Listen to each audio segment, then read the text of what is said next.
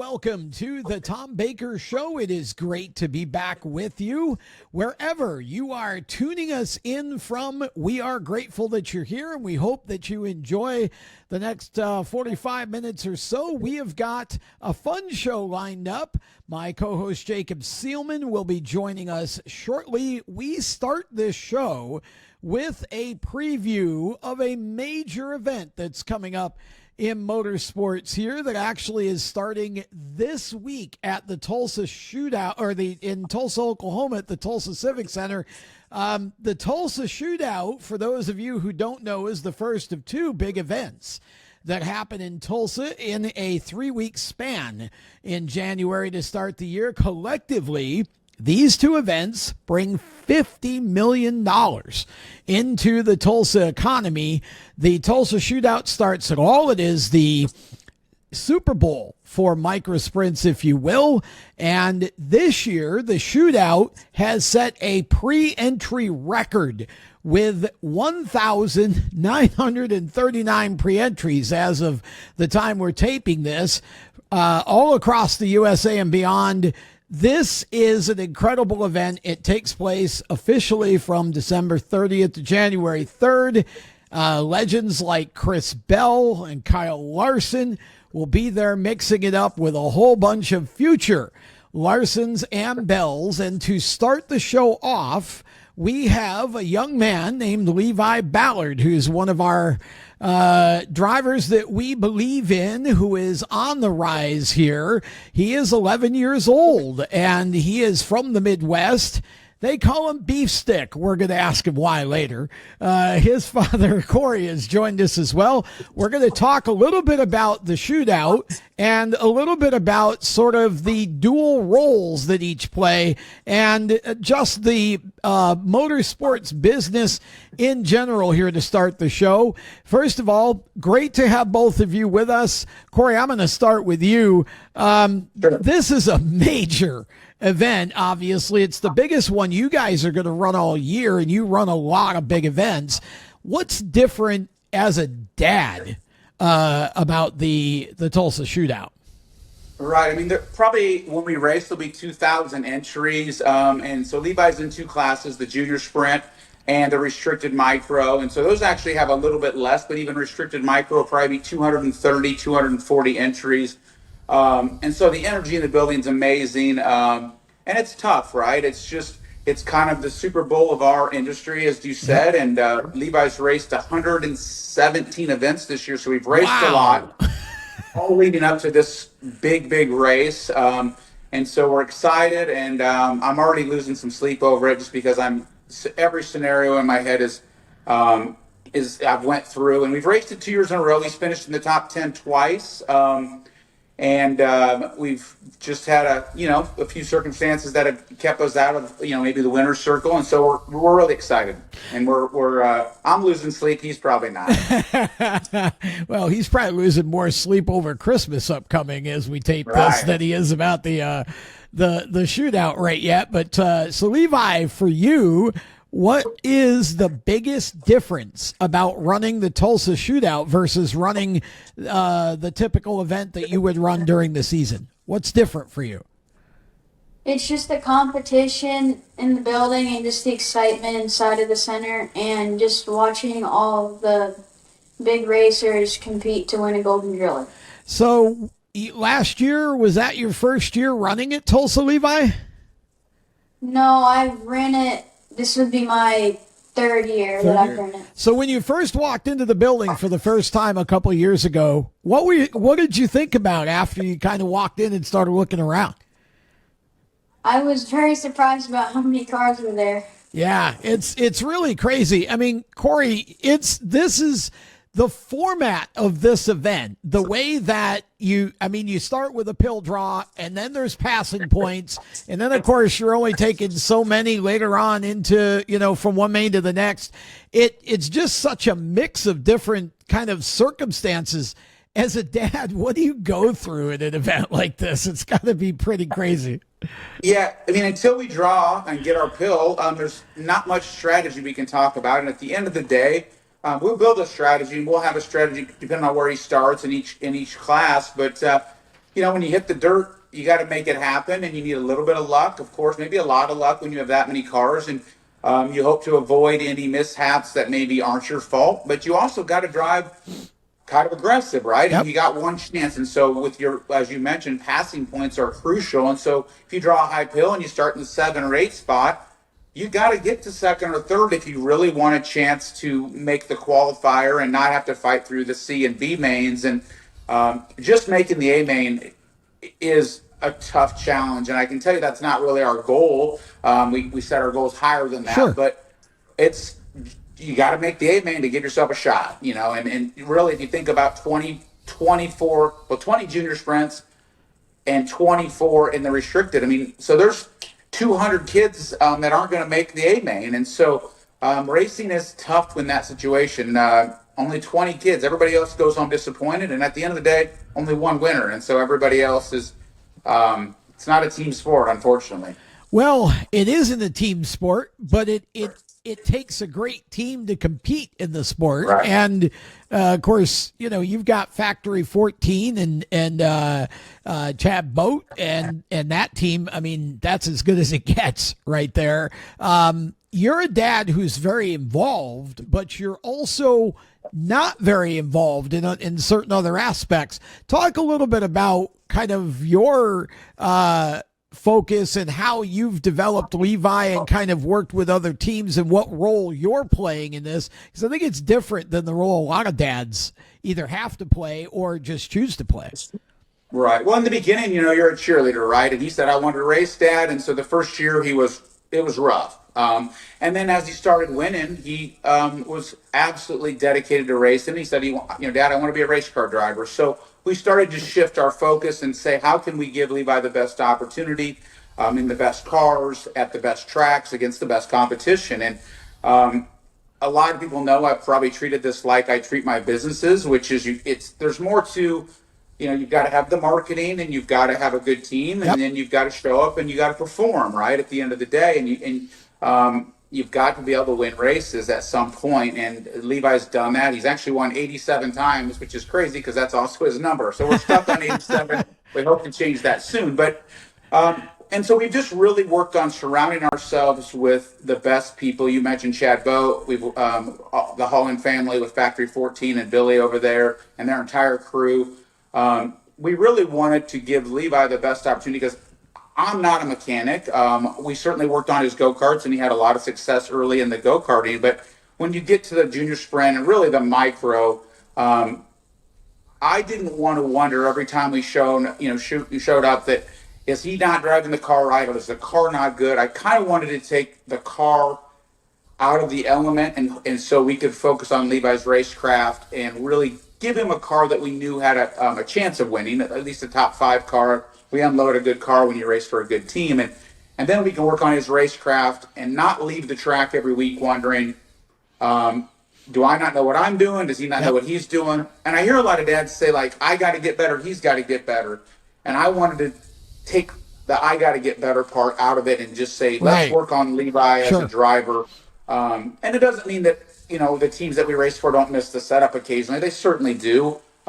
And at this level, everybody's got good equipment. So it's not a huge variable, but it is nice to let the professionals work on the cars, and then we can focus on Levi's racecraft, and they can really dial in, teaching them how to do all the fundamentals that hopefully continue to develop him as a driver. Yeah, it's hard because I see a lot of parents, even ones that may have some mechanical experience or knowledge or whatever, they try and wrench the car themselves, and then they have the same learning curve the driver does, just in a different aspect. And so if the driver becomes ready to wheel a winning car, but the parent as a crew chief is not ready to crew chief that car to be fast, then it slows the driver's learning curve down. And I think the way you're doing it, if you can do it that way, feels like the fastest way to sort of elevate the driver's arc a little bit. And thinking about how you're stuck on 87, maybe going into Tulsa, Levi, should we change your number to like 89 or 90?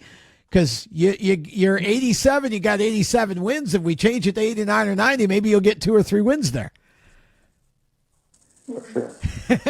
For sure, yeah, he's counting on that one. Yeah, And and Tom, I'll just throw this in there too. There is a cost to race for good teams, um, and I don't know what we could certainly buy a toter and a big trailer, and I could Yeah. hire a mechanic, and we could buy the cars, and we could do all that. But you and I have talked, off record here, and I've talked to a lot of other dads and other teams, and I just felt like for us, I'm good at running my business, and I'm going to let people that are good at working on race cars work on race cars, and so I try to really. It's a big commitment. We're gone every weekend. We were gone 40 weekends this year, and so we're on the road Wow. 40 at 52 weeks.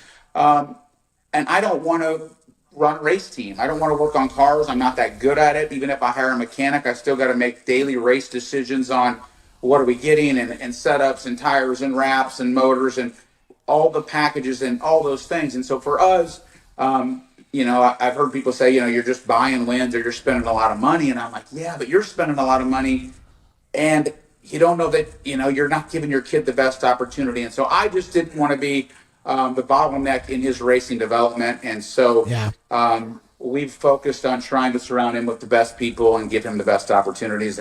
And that's why we've, teamed up with Factory 14 where we are now, and Chad Bode is a part of that development as well, a big part of it. For sure. And so, Levi, what would winning a Golden Driller mean to you? What would that mean to you to win a Golden Driller award? A lot, because I would be in the history books with all the big drivers. Yeah, that's a good point. And Corey, that's another thing is I think we overlook the fact that, when somebody wins a big race like this, it really is forever, right? Like it's not something you do once and then you go to the next step and forget about it. But in order to get to the level to be able to compete for a win, you said you were gone 40 weeks out of the year. That's a lot of weekend time to be, away from home. How do you deal with that with him as far as school, and then also, talk a little bit about that in relation to his kind of. It's hard when you're racing because you don't get to maybe have the relationships at home with the kids or whatever that others do, but it's just that kind of a sport. Yeah, we're probably over the top. Well, we are over the top. And I think, some people do this to spend more time with their boy or girl. And I totally appreciate that and understand that. A lot of people think I'm really intense because I am. We're out there to win. You are. We're out there to win. Sure. And it's tough. This isn't a team sport. Football's going on right now, and when the team wins, everybody on the roster wins. Racing, only one guy wins, and so one guy or boy or girl wins, and so for us, it is a family deal. Though his mom Lindsay's on board. Our daughter's not as excited about it, but it is a big commitment, and it's hard, and it's hard on our business. It's hard being away from. Our oldest daughter's 22. It is a tough deal. We were just out this morning getting the coach ready to head to Tulsa next week and stock it full of groceries. And it's a tough deal to be on the road every single weekend. And Tom, there's Sundays that I'm coming home that, man, I'm tired, I'm beat up, I'm hungry, I'm angry. Racing's it's an emotional roller coaster, and the highs are the highs and the lows. And when I get to him in victory lane, I absolutely love it. And him and I have a connection there that's amazing. And so I'm always looking for that next victory lane.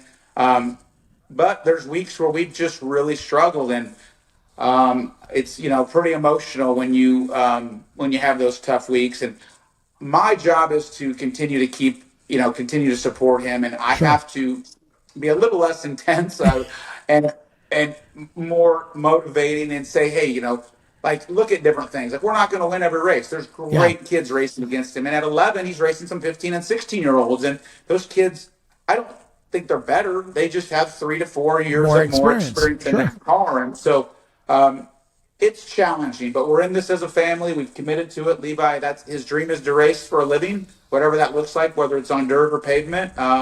And we're going to give him every opportunity that we can to let him excel as long as he continues to develop and surround him with the best people. Who's your favorite driver, Levi? Kyle Larson and Tanner Holmes.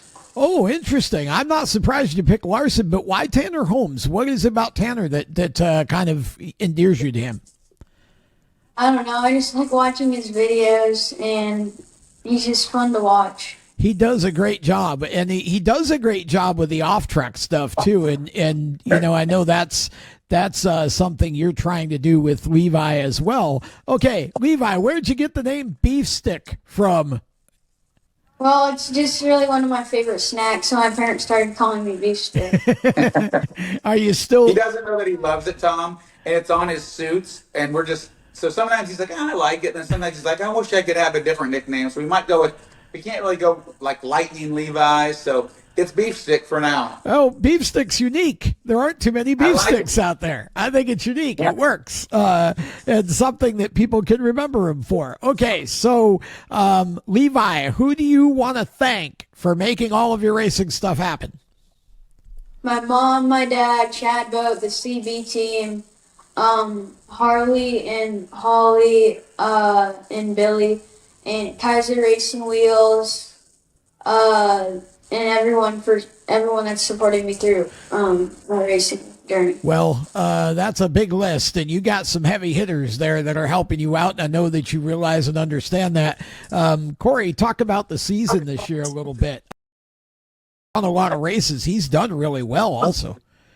Yeah, we've had some big wins and some fun wins. You know, we picked up 3 or 4 micro wins at some big tracks, Millbridge, Port City, Sweet Springs, and in the junior sprint we had some, you know, great success until the very last race of the year. But he won the BC 39 at Indianapolis Motor Speedway, huge. Where he started 14th and went 14-1. So that was a really emotional win, and he was the youngest to win it there. And picked up 3 of the KKM championships. Picked up a win out at the Hagopian Memorial out in California. So we had a lot of success, but those wins are getting harder and harder and harder. We had some karting wins too, and not to downplay the karting wins because Levi would, he still likes racing anything he can. Sure. But, the wins are getting harder and harder. And, he won 51 times in 2024, right? 2023, he won 51 times. And so those wins are getting harder and harder and harder in the competition, and we chase hard tracks. We were down at Port City in Oklahoma most of the season this year, and we went there for one reason, Tom. It's where the best kids are racing.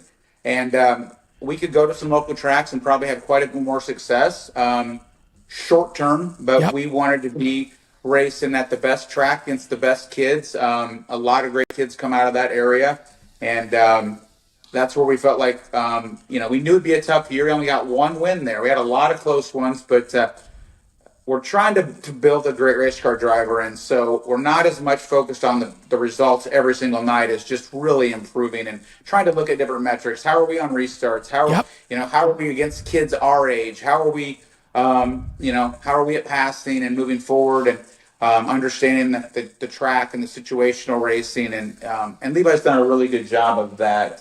At times I wanted to be a little more aggressive, and at times maybe it's tough because we don't race dirty, but we got to race hard to get to the front. Yeah, even in the open wheel style car, it's still pretty aggressive racing for sure. Levi, what do you like most about racing? It's just really fun.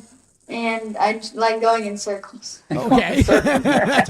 No road course racing for him. He's all about circles. He likes winning. Well, everybody likes winning. It's a lot easier to win well than to lose well sometimes. That's for sure. And that's a challenge too. We're trying to learn to lose with humility and be tough, and that's something as a parent we have to continue to teach him, because it's and I have to teach myself, right? I've had a lot of success at mostly everything I've done, and this is when he hits the track, it's out of my control. If you're going to, I got 2 more questions. First one is, if you were advising parents on how to do a big event like Tulsa, mentally, all of that, what would you tell them? Boy, Tulsa's in a league of its own. And I think first, if you really want to get your child into racing, spend some time at some local tracks and talk to some great people. I think you'll find the race community very open. There's a lot of great people, and we have met some lifelong friends in racing. But, if you're going to Tulsa for the first time, just take it all in and keep your expectations in check. I'm working on that for myself. I say that out loud every day.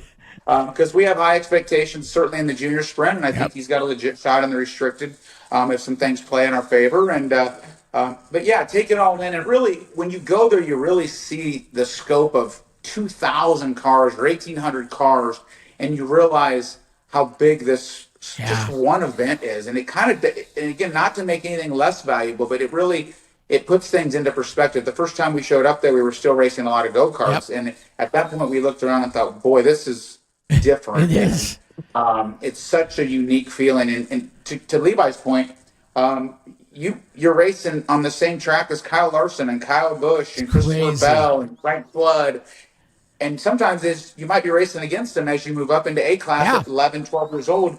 You might line up next to Kyle Larson, and that's pretty unique. No other motorsport do you get the opportunity to line up next to a NASCAR star in the same car in the same track. Well, and what's crazier is that it's getting quickly to the point where Kyle Busch is racing against Braxton Busch. So you're racing against two generations of So last night they were racing each other really hard at the coin. Crazy. And it was pretty crazy. Kyle ended up going into the middle, but they were running 5th and 6th, and they were battling each other hard. And it was interesting. I said to Levi, I said I could beat him. I don't know that I can. That's the problem. It's really unbelievable. But it's a huge race. Final question. You got a couple of new cars that you're bringing there from Factory 14. Corey, tell us about what you got going there. Yeah, kind of unique in the junior sprint because we've had a ton of success with Chad Boat in the CB87 car, and Link Chassis has really came on the scene this year strong, and we really felt like, or Chad and Holly, Chad was talking to Holly Holland, and they felt like Levi, it's his last junior sprint race ever, and we felt like they felt like his best opportunity was to jump into the new Link chassis. It's just got a little bit new technology from what was out there, and we felt like that, or they felt like that was the best chance for him to maybe win a driller. And then he'll also be in a new Link restricted micro for Factory 14 as well. I think he's in the only Link restricted micro in the field of 200 and some cars. So they're at least that they know of. And so we're excited about that. Brand new cars, a little bit of a fresh look. Always we try to bring a fresh look to the Tulsa Shootout. And so, yeah, we're really excited to represent them well and go out there and, see what we can do and chase that driller. Well, we appreciate you guys being on with us and talking a little bit about the Tulsa Shootout. And we're going to be featuring Levi more as 2026 goes on. And so, Levi, congratulations on all the success this year. And we wish you all the best at the Tulsa Shootout. And Corey, thanks for bringing them on, and good luck to you guys in Tulsa. Yeah, I appreciate it. Thank you. We're going to step aside. We'll be back with more of the Tom Baker Show and more about the Tulsa Shootout and a tribute to a fallen driver that we are all going to really, really miss. More after this. For over 50 years, FHS Superior Synthetic Oil has powered high-performance engines with unbeatable protection and speed. Whether it's drag racing, go-karts, sprint cars, stock cars, or your daily driver, FHS stands for high speed and delivers every time. Their advanced synthetic oils boost your engine's responsiveness, acceleration, and efficiency, giving you the winning edge on every lap. Visit FHSoil.com today to find the right products for your engine. FHSoil.com.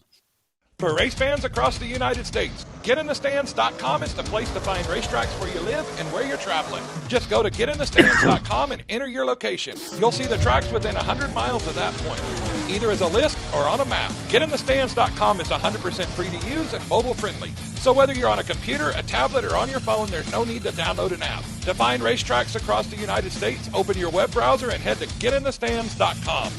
GetInTheStands.com, your racetrack directory. Attention track and series owners, elevate your fan experience with the TrackTune app. TrackTune works with your PA system. Fans and teams at the track can hear the announcers through their phones, ensuring everyone hears race calls, sponsor plugs, and more during race nights. It's simple to set up, affordable, and free for fans to download and enjoy. Visit tracktune.live for all the details and join tracks nationwide on the app today. Welcome back to the show, and it is time to bring in our co-host, Jacob Seelman, the news editor of Steering Wheel Nation. Jacob, it's good to have you back, and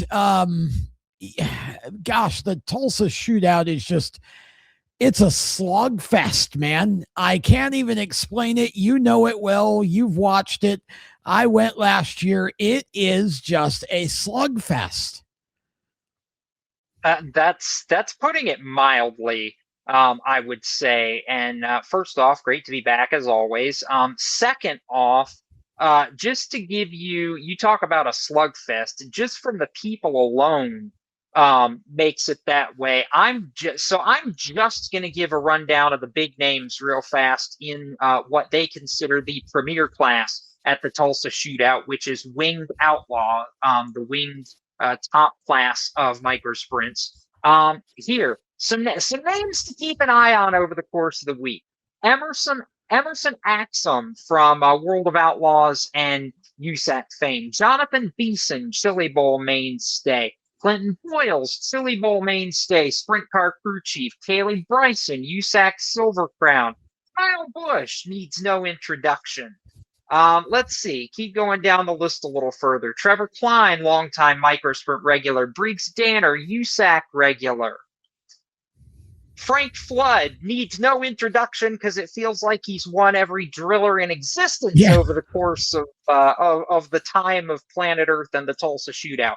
Ty Gibbs needs no introduction. Derek Hagar, longtime Mid-South sprint car regular in USCS and ASCS ranks. Emilio Hoover, USAC regular.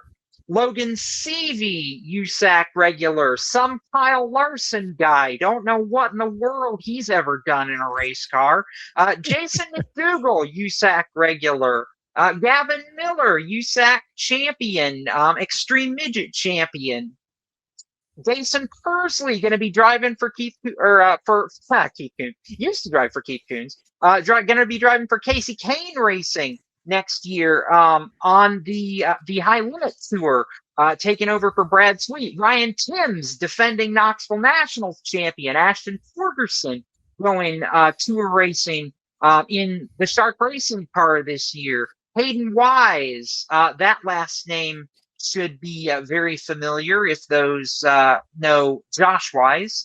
Hayden, yes, very much related to Josh. I mean, and that's just the Winged Outlaw class. As you mentioned, by the time we get going in Tulsa, there are going to be probably more than 2,000 entries when you factor in the day of entries. And I just gave you a handful of names. I mean, this is bonkers at the level of competition. And just in the top class, 270 entries, only 24 make the big dance on Sunday afternoon. That's 246 drivers that are not going to start the big show for a Golden Driller.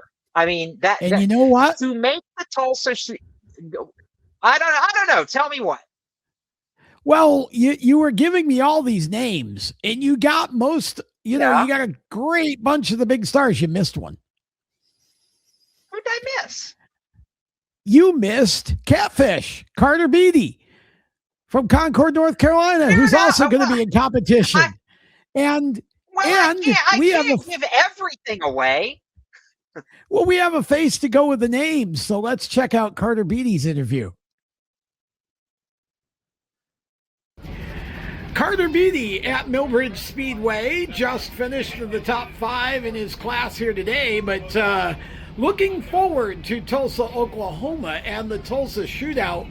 Record number of entries for this year's shootout. Karter, I'm curious. I mean, you run here at Millbridge every week. You run a lot of other tracks around the country during the year. But what is it about Tulsa that makes it so different, so big, and so doggone hard to make the A-main? There's just so many good guys there. I mean, I can name off many guys that are, high-level guys. I mean, these guys could probably get in the World of Outlaws and do just fine. There's just a lot of competition there. You know, you get down at the end of the staging ramp and your heart's racing. You're like, I don't know what to do, right? You're sitting there thinking about what you can do to go up front, and you know, it's really hard to make it to the main, I think, because, you know, of course, there's a lot of competition, and at the same time, the track changes fast, you know, and they do a really good job with track prep there. I really just can't believe how good and perfect their berm is. I mean, I love putting the left front on the berm. You know, it's where the nickname comes from, Catfish. So I think it's cool that we can go somewhere and really put the left front on the berm. And it's the same here. I think that's why most of the Millbridge guys can put it up on the berm and up to the wall pretty good, because that's what we have to do here. Yeah, just excited for 2026, and hopefully we can get a couple drillers in for the shootout. I got to thank all my sponsors: SKE, KBR, Simpson Race Products, you know, LaJoy Seating, MPI Innovations, BCSI, Hoosier Race Tire, 10J Chassis, Bundy Bill, just anybody and everybody that's laid their hands on the car or helped out in any way that they can. Two Speed Motorsports, just everybody that helps, I got to thank them. So let's talk about the format at Tulsa, because I mean, you build draw to begin with, and then it becomes kind of a passing point steal for a while, and then obviously toward the end it's top X number transfer to the A main. It's such a mixed bag. How do you ever prepare or keep up? I mean, what's better, drawing up front or drawing in the back? Last year it seemed like you had a little of both. I think it's better to draw just in the middle of the pack, so you can get passing points, and you know, you can figure out the car while you're passing. But also, you know, you don't want to start in front because you're going to get no passing points. You start in the back, and you know, you got a high chance of wrecking. So yeah, I like the format. I think it's cool. It makes it up, and you know, drivers really gotta think with their heads. Like, I mean, I like also, you can't shift on the restart, so that changes a lot of the mix-ups in turn 1 and 2, and I like how they run their whole show. You came close last year in what I think restricted was the class you were close, and ended up a motor let go on you, but you were running good until then. What are you anticipating this year? How do you even begin to go in with a game plan with almost 2,000 entries? You just got to think that there's only 15 cars, right? Because not all of them are going to make it to the main, so you just got to think of top 25 makes it. So I mean, it's just a lot to think about going into the shootout. Just really thankful for what we can do this year. Just prepared for everything that comes along. Well, Karter, good luck in the shootout, and look forward to seeing you back here at Millbridge in 2026. Karter's fun to work with, and he's got a shot at it. He's been very fast this year, so they're looking forward to heading to Tulsa and seeing what they can do against the best of the best. And with that, we're going to take a break. When we come back, we are going to pay tribute to Greg Biffle. It's never fun to do this, but we're going to do our best right after these words. For race fans across the United States, GetInTheStands.com is the place to find racetracks where you live and where you're traveling. Just go to GetInTheStands.com and enter your location. You'll see the tracks within 100 miles of that point, either as a list or on a map. GetInTheStands.com is 100% free to use and mobile friendly. So whether you're on a computer, a tablet, or on your phone, there's no need to download an app. To find racetracks across the United States, open your web browser and head to GetInTheStands.com. GetInTheStands.com, your racetrack directory. For over 50 years, FHS Superior Synthetic Oil has powered high-performance engines with unbeatable protection and speed. Whether it's drag racing, go-karts, sprint cars, stock cars, or your daily driver, FHS stands for high speed and delivers every time. Their advanced synthetic oils boost your engine's responsiveness, acceleration, and efficiency, giving you the winning edge on every lap. Visit FHSoil.com today to find the right products for your engine. FHSoil.com. Attention track and series owners, elevate your fan experience with the TrackTune app. TrackTune works with your PA system. Fans and teams at the track can hear the announcers through their phones, ensuring everyone hears race calls, sponsor plugs, and more during race nights. It's simple to set up, affordable, and free for fans to download and enjoy. Visit tracktune.live for all the details and join tracks nationwide on the app today. Welcome back to the show, and as we get into our final last lap segment here, this past week in the NASCAR world was about as rough and sad as it gets, Jacob. one of our favored sons, former NASCAR legend and a great humanitarian, Greg Biffle, and his family lost their lives in a tragic plane crash at the airport in Statesville, North Carolina. And I got to be honest, man, it still hurts to think about. It does. I'm gonna have a tribute as we tape this show coming to Steering Wheel Nation on the Biff, and I've struggled to find all the right words for this, because when you talk about Greg Biffle, you're talking about a great driver, a future Hall of Fame driver, but you're talking about an even better human being, not for what he did on the track, but everything that he did and everything that he and his family were off the racetrack. Just when you think about the depth of what he did in 2024 in Western North Carolina, Eastern Tennessee, for those who were affected by the devastation from Hurricane Helene. I mean, you don't just take your personal helicopter out to run rescue missions and run supply missions to those who are just stranded in rural, devastated areas unless you genuinely care about the rest of the world as a human being. I mean, Greg didn't know any of these people. He didn't have to do everything that he did, but he was led to do everything that he did. And, to me, more than anything that he ever did on the racetrack, to me, the legend of Greg Biffle became what it was because of everything he did for the rest of the world over the course of the past 14 to 16 months. He won 2 Southern 500s. He was a Truck Series champion. He was, what will be the O'Reilly Auto Parts Series next year. Back when he did it, it was the Busch Series champion. He's been a nominee for the NASCAR Hall of Fame twice. Like I said a minute ago, I think he absolutely will be in at some point.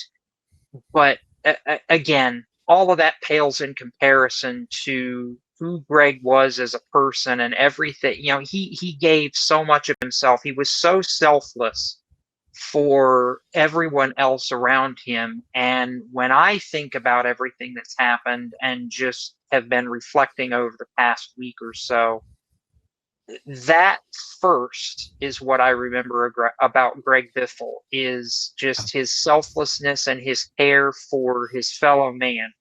The racer in Greg was great, but to me, that's secondary to everything else that he did.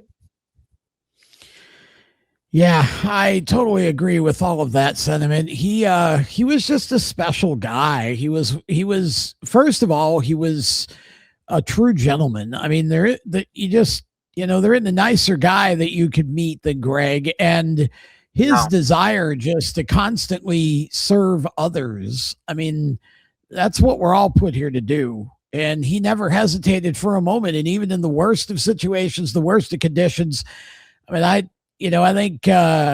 think he and his buddy Cletus McFarland, Garrett Mitchell, I think the two of them did more for Western North Carolina than our government did, at least for a good bit of the beginnings of the aftermath of the hurricane. And again, they just didn't think twice about their own safety or anything. It was just, no, we got to do this. Yeah, it's incredible. Yeah, no, it really is incredible. Just thinking the whole thing through, and just my heart is broken over the circumstances. I mean, not just Greg, but you think about the entire racing industry, and this sport has been hit so just terribly hard by aviation accidents through the course of its history. I mean, you think about the Allisons, Davey and Clifford. You think about Alan Kulwicki, you think about the Hendrick Motorsports plane tragedy. Now you think about Greg and his family. It just, as simple as air travel seems sometimes, and just, everything is in its time and it's beyond, any of our comprehensions. Just, it's still tough to think about, Tom, that this one bubble has been hit so hard by so many tragedies like this over the past 30, 40, 50 years, and it's not like it's small name people. I mean, these are legends of our sport, legends of our industry that we've lost in these times. It just, to me, as I reflected on all that, I'm just, it's hard to think of. It really is. Well, it is. And then you add to that, Dale Earnhardt Jr. had the plane crash that, obviously everyone walked out of somehow, grace of God. But yeah, you're right. It's been just this series of, and who knows why. And it's something that I don't think we'll ever understand. And I'm certainly not going to be the guy that suggests that people should stop flying private aircraft or any of that sort of thing. But boy, it certainly does get your attention in the circumstances and the way that all took place. Yeah. It was just a very, it was a shocking thing. And we'll never forget Greg. We'll never forget, obviously, his family and the pilot and his son. All of those lives who were lost will be forever remembered. And the things that Greg did for humanity, for the people, that's going to live on. I mean, and I don't know how, I don't know how else to sum it up. Yeah. And real quick, I want to touch on this. Of course, Greg, his wife, Christina, Greg's daughter, Emma, from his first marriage, Greg and Christina's son, Ryder. But I don't want to minimize the fact Dennis Dutton and his son, Jack, as well as former NASCAR hauler driver Craig Wadsworth, were also killed as well. Just because Greg's the one we talk about, I don't want to minimize that there were 7 people on that plane, and we're going to miss and we're going to remember every single one of them. And that's the way we'll end it for this episode. We hope that everybody has a happy 2026, and we look forward to being back next week here on the Tom Baker Show. For more great content, steeringwheelnation.com, at the Wheel Nation on Facebook, X, and Instagram. And of course, if you want to check us out, Tom Baker TV is my handle on Instagram and LinkedIn, and at Jacob Seelman 77 on Twitter for Jacob. And so that will wrap things up. Again, we hope that all of you are having a joyous holiday season, and wish you all a happy new year. We'll see you in 2026.